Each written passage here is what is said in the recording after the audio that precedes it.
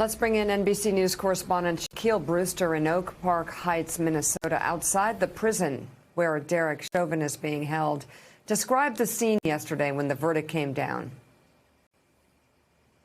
Well, I was inside that park right outside of the courthouse as that verdict was being read, and people gathered very quickly after we got word of the verdict. It was about an hour and a half that we got when that there was a verdict and before it was announced in the courtroom. And you saw this crowd start to form very quickly. And when the court resumed, people looked down at their phones. They were watching, they were listening, putting it up to their ear, and there was a hush that came over the crowd. And then you heard someone on a bullhorn say guilty. And that's when people just went into exuberance. I think we're playing some of that moment right now. You see the hugs that were there. You see some tears in people's eyes. Then they hushed again, and you heard it again, guilty. And that played out 3 different times. And, you know, one thing that you really got a sense of from the people there is that there was a genuine relief.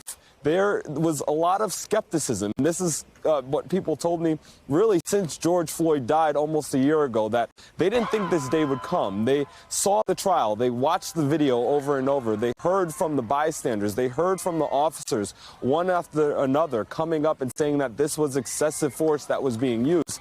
But they wouldn't let themselves believe that Derek Chauvin would be convicted with the jury of his peers. And that's what these protesters got, and that's what these demonstrators got yesterday.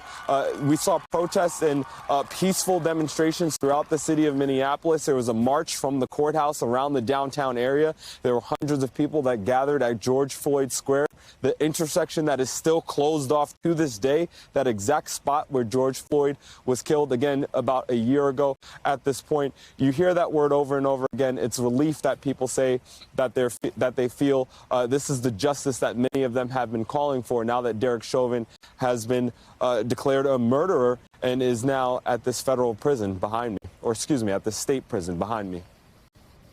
All right, NBC's Shaquille Brewster, thank you very much. Hey, thanks so much for watching our YouTube channel. You can follow up on today's top stories and breaking news, or catch up on your favorite MSNBC shows all in one place. Download the NBC News app today.